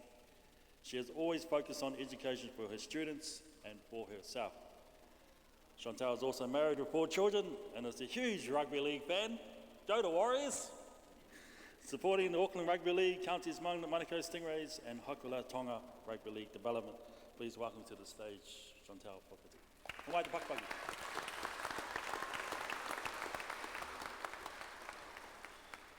Kia ora everyone, thank you Sunny for that wonderful welcome. How are we all going? Everybody still awake? Yep, won't be long, promise. Okay, what a great day it is. I'm honoured to be here sharing a bit of my journey with you all. As already stated, my name is Chantal and I work in a very unique area of our education system. I work in alternative education, which is for those students who can no longer attend a mainstream school, mostly due to behaviour issues, but these young people also have a complex web of other issues and can no longer function in our mainstream schools. So I have the absolute pleasure of working with those students. Alternative education is generally unknown and very underfunded, and it's quite small. There are only 1,800 students nationwide in alternative education, so not a lot of the resourcing that mainstream schools get filters down to us.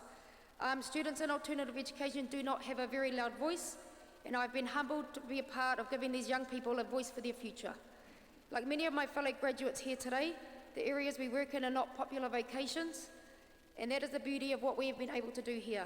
Due to the types of degrees and qualifications on offer, we are able to take our passion for something and produce something that can be formally recognised. The greatest youth communicator in the world wrote a poem. Even though Tupac has been dead for 23 years, youth all around the world still listen to what he has to say. Tupac wrote a poem called The Rose That Grew from Concrete. I'm going to read it to you. Did you hear about the rose that grew from a crack in the concrete? Proving nature's laws wrong, it learned to walk without having feet. Funny it seems, but by keeping its dreams, it learned to breathe fresh air. Long live the rose that grew from concrete when no one else even cared. I love that poem as it sums up the youth that I work with. As part of my studies, I was able to interview a group of alternative education students who had done the extraordinary thing of achieving their NCEA Level 1 when our school system had told them that they weren't good enough, when our school system had told them that they didn't belong.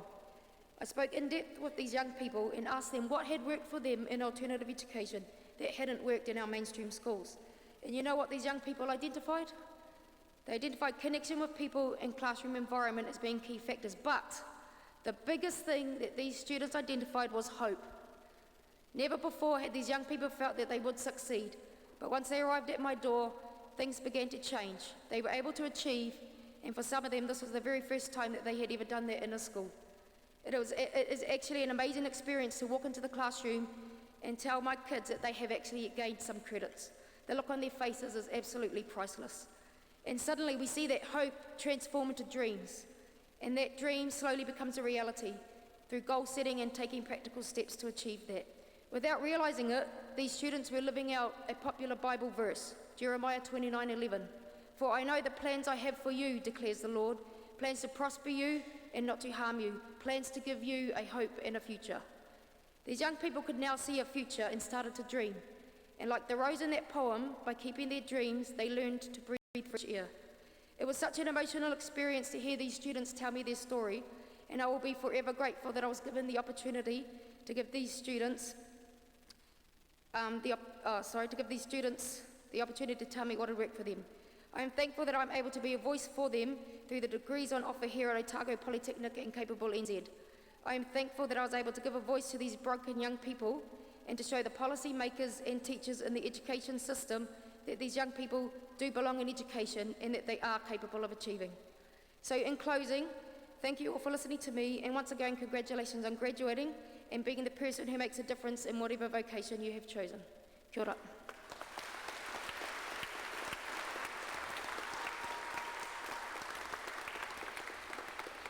Thank you, Chantal, for your passion and words of encouragement. We'd like to present you with a koha. As Ola and Chantal have both stated, none of you have made it here to your graduation day entirely on your own. All of you have experienced the love and support of family and friends throughout your studies at Otago Polytechnic. Many of your loved ones are here celebrating with you today, and many more at home, thinking about you on this very special occasion. Maybe they're on the live stream. I'd like to take a moment to acknowledge and thank all of the special people in your lives who have helped you get to this day. O mai te pakapaka.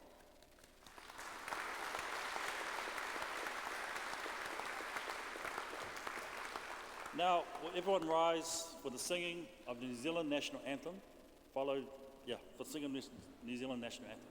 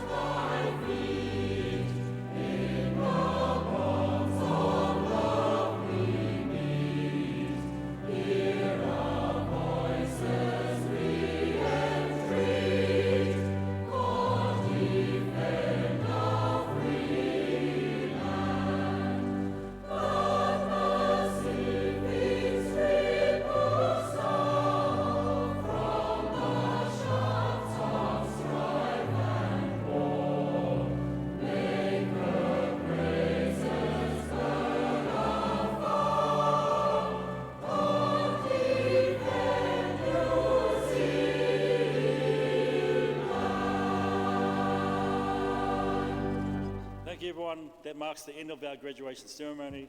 Our photographer today will be taking graduation portraits at the back in the foyer. Graduates, if you like to return your regalia, you can do that also in the back of the hall. There is a student after party. It's at the Roxy at 5 p.m. And yes, so let's then remain standing for the graduates and the official party to exit the Great Hall.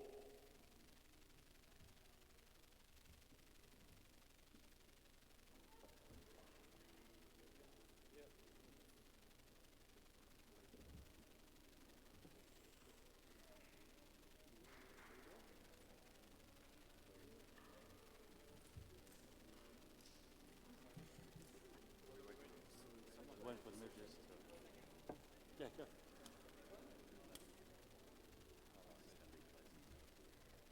I'll do this for you, Sonny. I'll close it properly like you should be doing, eh? Kia ora mai tātou, nau mai hara mai whakatau mai. I've been here for a little bit longer than some of you new arrivals to New Zealand, so kia ora to all you fellas and fellasas. Tēnā koe, Sonny, good to see that you're learning your reo. It's really nice to see. So I'm going to ask you just to bow our heads in prayer before we actually leave. And I'll give you a closing kariki, and I'll do it in English and in Māori. E te kāinga tēnei, te whakamoemiti, whakawhetai ki a koe mō tēnei rā. Oh God, we thank you for this day. E te atua arahaina mai mātou whānau. Guide us so that we may arrive safely to our family. Ka tuku atu I tēnei kupu whakamoemiti I runga I te ingoa tapu. We send these words of thanks in your sacred name. Amen. You can go now, Sonny. You can actually leave.